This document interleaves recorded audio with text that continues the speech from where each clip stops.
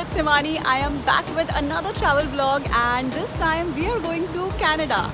So we recently got a Canadian visa and guess what? The first city that we wanted to see was Montreal. I've heard it's a beautiful French-speaking city and the best part is it's very close to Boston. So I am at Boston right now. It's 7 in the morning and it's just a 6-hour drive to Montreal. This is actually a weekend trip, so we just have 3 days and we're going to try to cover Montreal and Toronto in these 3 days. So let's see how much we can manage to cover. It was a beautiful sunny day and after about 4 hours, we crossed the border to enter Canada. And just about an hour later, arrived in the beautiful city of Montreal, the second most populous city of Canada. Montreal is a city with French colonial history and is known for so many things. And we decided to start by taking in the view from the famous Olympic Stadium. Built for the 1976 Summer Olympics as a multi-purpose stadium, this place is now popular for both sightseeing and sports events.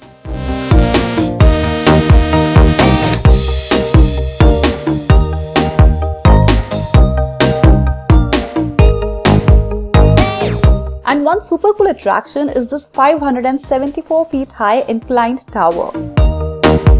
So we got our tickets and hopped aboard this glass elevator for a different perspective of the city.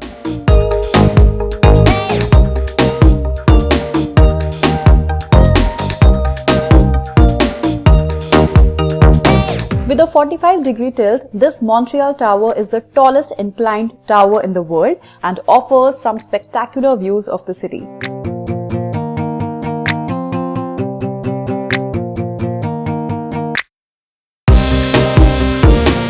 And that's Mount Royal, a small mountain in the downtown area which the city takes its name from.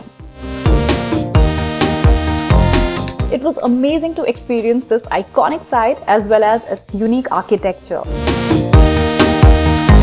And now we were on our way to the next and the most famous place of the city, the Old Montreal.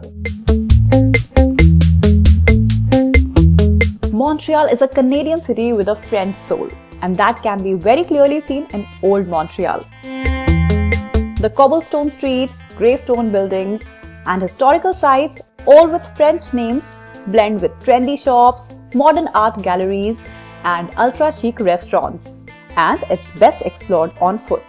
So we started walking and came across the stunning Notre-Dame Basilica. A masterpiece of the Gothic Revival architecture and adorned with intricate statues and chapels, this grand church is one of the most beautiful things I've ever seen.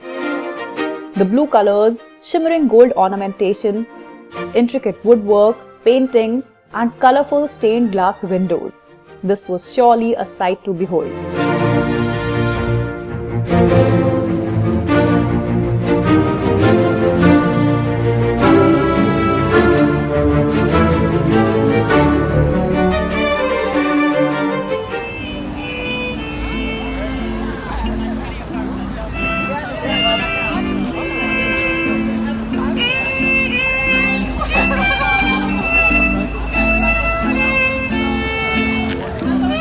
Another must-do while in Old Montreal is to stroll through Rue St. Paul or the St. Paul Street.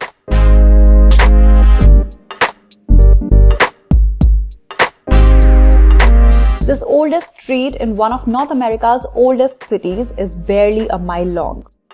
But paved with cobblestones, it offers visitors a chance to step far back in time and experience that old European charm. Plus, the unique boutiques and galleries are definitely a refreshing change from shopping malls.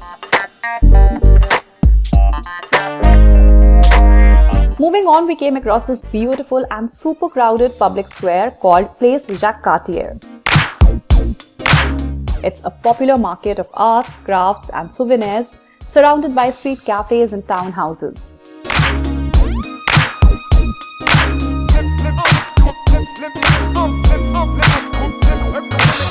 And just across this place is the entertainment and leisure center, the Old Port. Extending along the river, the Old Port of Montreal offers some great outdoor activities like renting pedal boats, cycling, street side local market, zip line, and a pirate ship theme park. And then there's this 60-meter tall Ferris wheel, which actually happens to be Canada's largest observation wheel and offers an opportunity to view the city from an aerial perspective.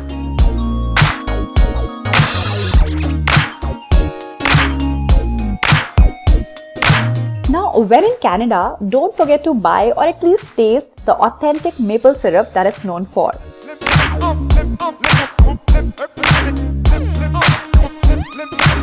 We bought some bottles and even tried the maple syrup popcorn, which was quite amazing.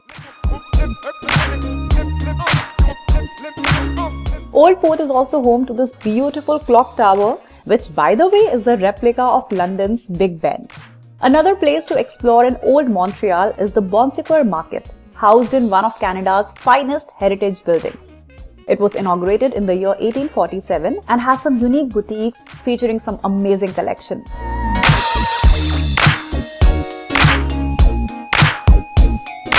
Old Montreal is also known for some best cafes and fancy restaurants in the city.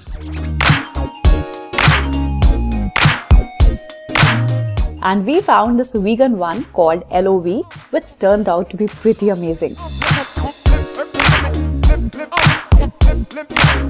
One thing we surely had to try was Montreal's signature dish poutine, which is actually French fries topped with brown gravy and cheese curds.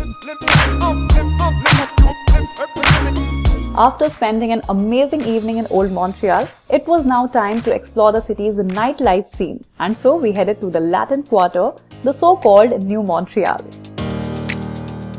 With over 40 restaurants, bistros and cafes, Latin Quarter is known as the hub for entertainment and culture in Montreal.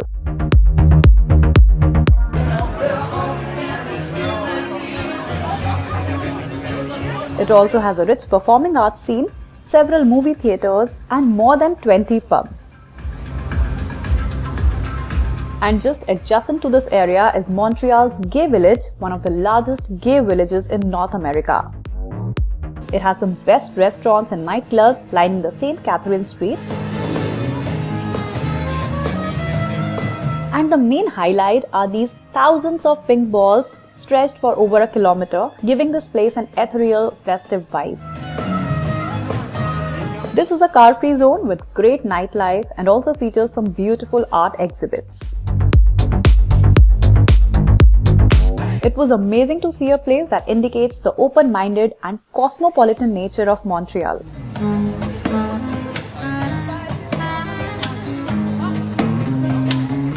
We wrapped up this beautiful day in the city by driving through the Jacques Cartier bridge, which illuminates the night sky with thousands of lights.